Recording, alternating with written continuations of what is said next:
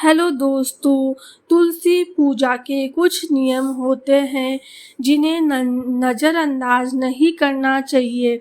पहला नियम है, यदि आप प्रतिदिन तुलसी पूजन करते हैं और जल चढ़ाते हैं तो इस बात का ध्यान रखें कि रविवार के दिन तुलसी में जल नहीं चढ़ाना चाहिए।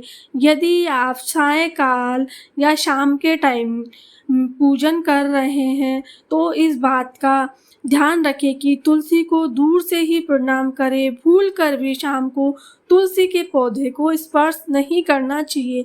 दूसरा है, शास्त्रों में रविवार और एकादशी के दिन तुलसी के पौधों में जल चढ़ाने की मनाही है।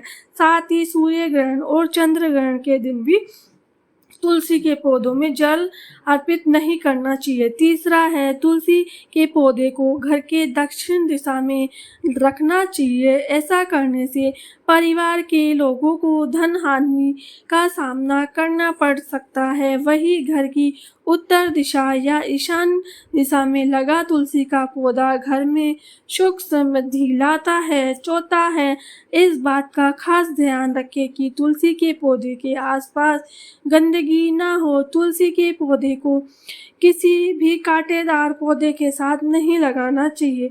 पांचवा है, अक्सर लोग तुलसी में जब दीपक जलाते हैं तो आसान नहीं देते हैं, लेकिन तुलसी में दीपक जलाते समय चावल का आसन देना चाहिए। छठा है, मान्यताओं के अनुसार महिलाओं को तुलसी पूजन करते समय बालों को खुला नहीं रखना चाहिए।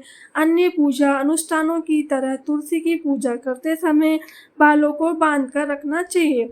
सातवां है, तुलसी के पौधे को प्लास्टिक के गमलों में लगाने की सलाह नहीं दी जाती है। वास्तु के अनुसार मिट्टी के गमले में ही तुलसी का पौधा लगाना चाहिए। इस गमले में पर हल्दी और नींबू के मिश्रण से श्री कृष्णा को लिखना बेहद शुभ माना जाता है। दोस्तों, आपको अगर ये मेरी जानकारी अच्छी लगी तो प्लीज़ वीडियो को लाइक एंड सब्सक्राइब कर दीजिए। आठवां है, तुलसी के पौधे में ज़रूरत से ज़्यादा जल नहीं डालना चाहिए।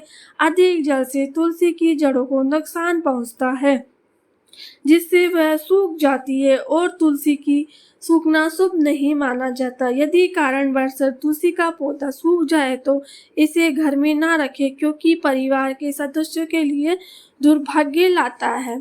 नवा है, अक्सर लोग तुलसी को चुनरी ओढ़ाने के बाद उसे बदलते नहीं हैं, लेकिन ऐसा नहीं करना चाहिए। अन्य देव देवता की तरह तुलसी के वस्त्र भी बदलते रहना चाहिए।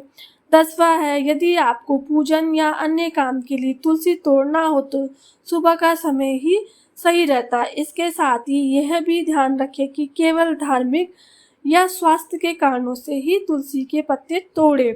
11वां है, तुलसी तोड़ने के समय ध्यान रखें कि पहले तुलसी को प्रणाम करने के बाद ही पत्ते तोड़ें। इसके साथ ही इस बात का भी ध्यान रखना चाहिए कि तुलसी कभी नाखूनों से